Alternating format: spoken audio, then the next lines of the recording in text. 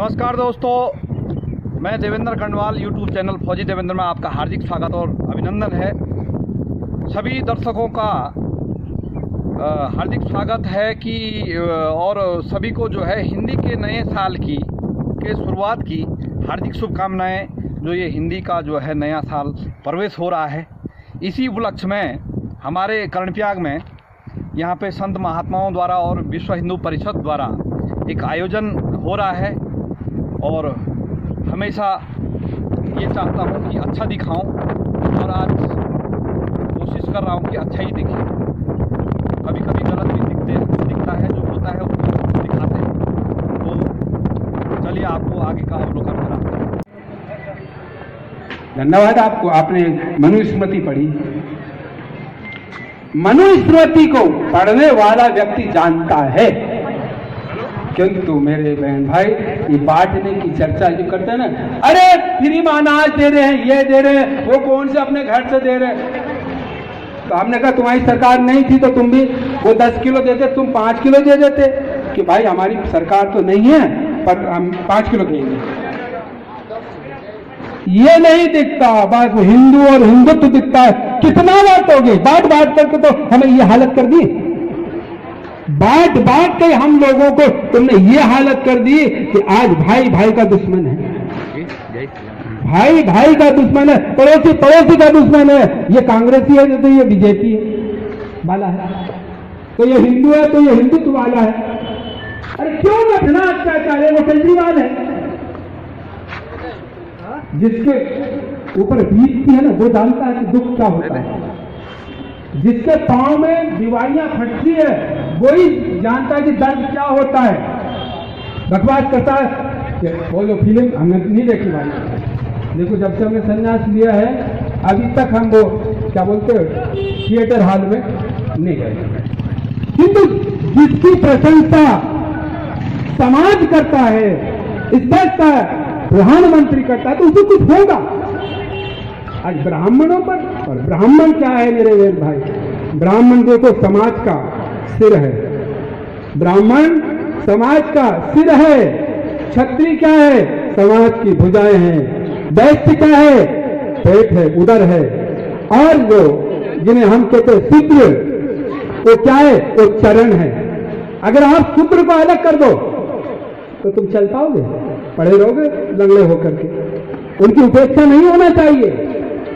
ये इस शरीर के 4 अंग है, सिर, भुजा, उदर और चरण। ब्राह्मण का कर्तव्य क्या है? आज ब्राह्मण ने भी अपना कर्तव्य छोड़ दिया। ब्राह्मण का कर्तव्य था वेद पढ़ना और वेद का ज्ञान कराना, किंतु आज उसने भी अपना परिवर्तन कर लिया। क्षत्रिय ने भी अपना कर लिया। कोई गौ को काट रहा है, क्षत्रिय बड़ी बड़ी मूछ रखी है, वैसे तो घर में तो मूछ दिखाता है पत्नी के सामने और कमजोर के सामने हाथ मारता है। किंतु अगर कोई गौ को मार रहा है तो वो क्षत्रिय देखता रहता मुझे क्या करना।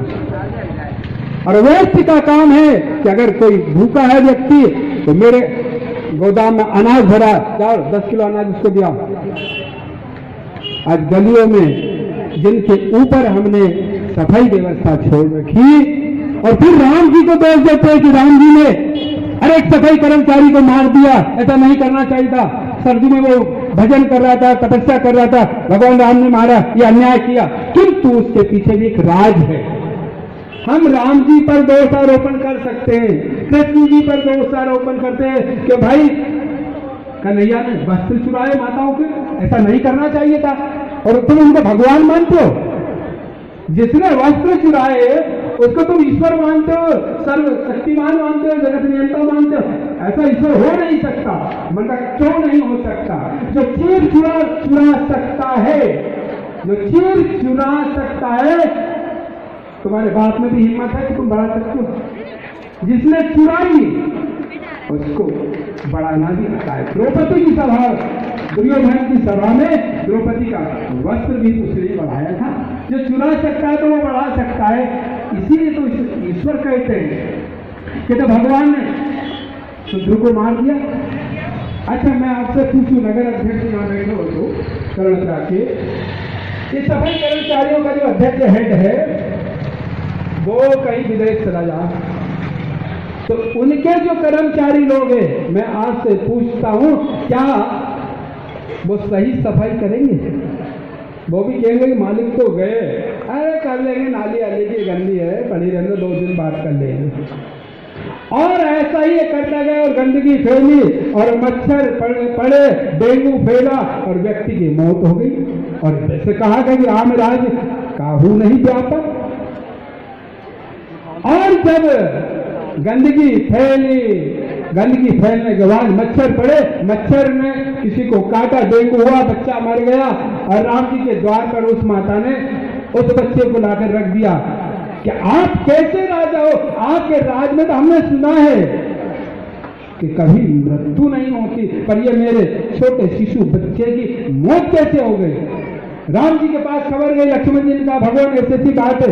राम जी को चिंता हुई, क्या बात है? राम जी ने पता लगाया कि पता लगाओ ये कारण क्या है, कहां से ये बीमारी आई है, क्यों मरा, कौन सा रोग लगा। वेदों को बुलाया गया, डॉक्टर को बुलाया गया, सब ने जब जांच की और रिपोर्ट आई तब पता लगा कि महाराज से मलेरिया हुआ था। मच्छर ने कहा, राम जी ने कहा मच्छर पैदा हुआ कैसे, ये पता लगा। पता लगाया गया तो देखा तो कर्मचारी की गलियों में गंदगी फैली है। सफाई कर्मचारी ने सफाई नहीं करी, उससे गंदगी फैली, मच्छर पड़े और फिर डेंगू फैला। राम जी ने कहा इस नगर का अध्यक्ष बोलो, नगर पालिका सफाई कर्मचारी को, उन्होंने कहा सर वो है। पता लगा कहाँ है, कहा कि वो तो कर्मचारी के संगम पर कर्ण मंदिर के नीचे गले गले पानी में खड़ा होकर के ओम नमः शिवाय, ओम नमः शिवाय, जय श्री राम जी ने कहा अच्छा ये, बोले हाँ भगवान यही है, और उठा के ठोक दिया। बोलो मार देना चाहिए कि नहीं? मार देना चाहिए कि नहीं? अगर समाज में हम इन वस्त्र भगवाधारियों को कुछ दायित्व दिया है तो उस दायित्व को अगर हम नहीं निभाएं तो इन वस्त्र को आप लोगों को उतार कर फेंक देना चाहिए कि नहीं महाराज? अब इस लायक नहीं है। अरे अगर हम इन वस्त्रों को पहन करके शराब पिए, सिमटा पिए और गलियों में नालियों में पड़े रहे तो बोलो आप लोग हमारे चरण छुएंगे कि चरण की ये चरण पादुका निकालकर खोपड़ी में मारेंगे? बोलो। मैं तो ये कहता हूं कि इस भगवाधारी अगर कोई शराब पीता है, समाज को बिगाड़ता है तो उसे जूता मारना चाहिए, पांव नहीं छूना चाहिए। अरे चंदन तो मैंने बहुत तगड़ा लगा रखा है, मेरे से ज्यादा काल नेमी ने भी लगाया था, उसने भी हनुमान जी को ठगा, पर असली संत हनुमान जी महाराज ठगने वाला, उसके ठगी विद्या लिहाज पर जरा भी चर्चा हो जाए तो करण प्रयाग में कर्फ्यू लग जाए, चमोली जिला बंद हो जाए, उत्तराखंड में आज तोबा मच जाए, चावा वो पर्दा काला पर्दा वो तो हम पहन के ही जाएंगे, हम तो वो तो पहन के जाएंगे, और नहीं जाने दोगे तो आग लगाएंगे, ये करेंगे वो करेंगे। किंतु ठीक है, समाज को समझना चाहिए, कुछ दायित्व होता है भाई, कुछ दायित्व होता है। ये समाज ने हमको ये कपड़े वस्त्र दिए और मैं पैंट पहन करके कल करण त्याग में आ जाऊंगा, पैंट जींस टाई और यहां आ जाऊं और चंदन लगा रखूं। बोलो आज जिस स्थिति में आप मेरा सम्मान कर रहे हैं कल करोगे क्या? नहीं करोगे, क्योंकि व्यवस्था है, हमारी व्यवस्था है, व्यवस्था, और उस व्यवस्था को अगर हम नहीं समझेंगे, उसको सुचारू रूप से नहीं चलाएंगे तो भाई गड़बड़ तो होगा। इसलिए छोटी छोटी बातों पर आज कहते तो हैं हिंदू मुस्लिम भाई भाई, किंतु वो भाई मानने को तैयार नहीं। भाई हम कब तक भाई माने? छोटी सी बात हुई के बाद आग बबूला। ऐसे ऐसे मैंने देखा कि मौलाना लोग ऐसा बोलते हैं कि मन होता है कि भगवा पे उतार करके और फिर वही काम करना चाहिए जो ये कर रहे हैं। किंतु मेरा भारत देश महान है, कहते तो बहुत है, भारत देश महान है, भारत देश को महान बनने में कितने पापड़ बेलना पड़े। एवरेस्ट की चोटी पर जो व्यक्ति जाता है उसे गोल्ड मेडल मिलता है। क्यों मिलता है? कि उसकी तपस्या देखो, भूखा प्यासा बर्फ में गिरता है, फिर चढ़ता है, फिर गिरता है, फिर चढ़ता है, तब उसके गले में गोल्ड मेडल पड़ता है। उसकी तपस्या देखो। गुरु गोविंद सिंह जी ने अपने प्यारे प्यारे बच्चों को दीवार में चुनते हुए देखा है। क्यों? एक सनातन धर्म के कारण। आदि गुरु शंकराचार्य जी की महाराज ने हमारे लिए 4 धाम दे दिए। क्यों? तब किया, ध्यान किया, तपस्या की, समाज को कुछ मिले। भगवान वेद व्यास ने बद्रीनाथ की गुफा में बैठ करके हम समाज को क्या दिया, उसकी चर्चा होनी चाहिए। समाज हमारा किधर जा रहा है, इस पर विचार होना चाहिए। हमारे खान पान पर विचार होना चाहिए, हमारे पहनावे पर भी विचार होना चाहिए। क्या पहनना चाहिए, अच्छी बात है, होना चाहिए, और इन पर विचार करेंगे तो हम सत्य मार्ग पर चलेंगे। और अब समय की एक सीमा होती है, हमें जाना भी है, महाराष्ट्र का आदेश भी है। इसलिए मेरे बहन भाई बहुत अच्छा लगा, खुशी हुई, और मैं चाहूंगा कि एक कार्यक्रम हमारे आदिबद्री धाम में भी हो, और उसकी सारी व्यवस्था हम करेंगे। और यहाँ की व्यवस्था में अगर कोई दो बेस की बात हो तो हमको बता देना, यहाँ की व्यवस्था भी हम कर देंगे। ऐसा नहीं, पर होना चाहिए। देखो, हर व्यक्ति को मैं तो ये कहता हूं कि सिख समाज को अपने धर्म के लिए एक पैर पर खड़े रहना चाहिए। मुसलमान भाइयों को भी अपने धर्म के लिए एक पैर पर खड़े रहना चाहिए। हिंदू समाज को भी अपने धर्म में आस्था रखना चाहिए। दूसरे का धर्म चाहे तुम्हारे स्वर्ण की मुद्राएं दे, नहीं लेना चाहिए। अपना धर्म अपना होता है। दूसरे उमापासित महादेव की, ये कर्ण प्रयाग के 2 शिवलिंग हैं, उमोपासित और कर्णोपासित। इसकी कथा बाद में होगी। ओम नमः पार्वती पते हर हर हर महादेव। परम पूजनीय आदरणीय स्वसुख संप्राप्त विप्र शिरोमणि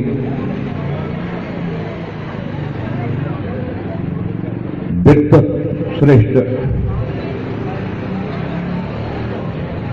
वेद वेदांग पारायण समस्त विद्याओं के ज्ञाता हमारे मध्य मंच पे उपस्थित हमारे आज इस कार्यक्रम के मुख्य वक्ता श्री आचार्य श्री गिरीश चंद्र कैलपुरा जी एवं इस मंच पर उपस्थित स्वनामधन्य स्वामी श्री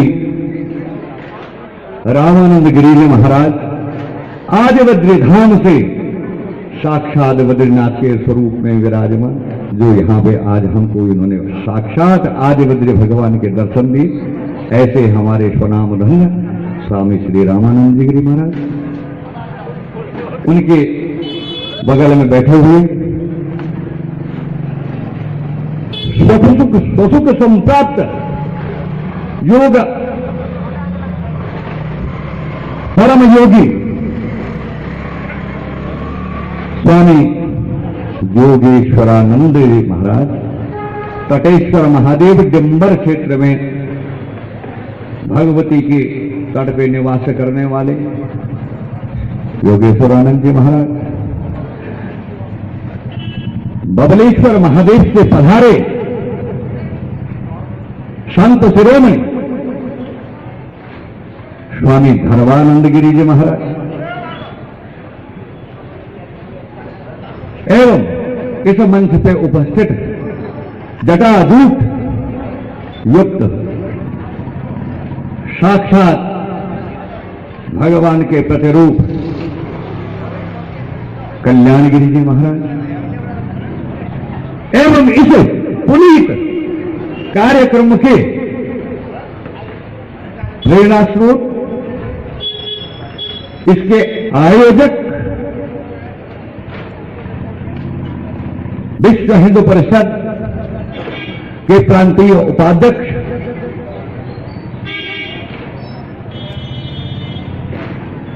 पंडित वर्य श्री चिंतामणि जी महाराज,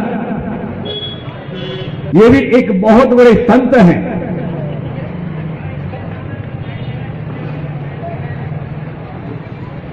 एकल अभियान के संभाग अध्यक्ष परम सम्माननीय श्री प्रताप सिंह लूथरा जी महोदय एवं तमाम, मैं अगर नाम निकालूंगा तो शायद मेरे को 2 घंटे लग जाएंगे, समस्त विश्व हिंदू परिषद के एवं संघ के कर्णप्रयाग नगर के समस्त संभ्रांत व्यक्ति, संभ्रांत जनता एवं भक्तिमती माताओं, एवं एक नाम तो मैं जरूर लूंगा, यहां कर्णप्रयाग के जो संरक्षक के स्वरूप में विराजमान है, जिनका नाम भी ऐसा ही है कि संत हृदय नवनीत समाना। अरे जो संत के समान हो गए हैं ऐसे कौन? संत सिंह जी महाराज, आप हमारे पूजनीय हैं, संरक्षक हैं, और इस कर्णप्रयाग के लिए आप जो हैं श्रेष्ठ हैं, यहां के आप ताज हैं।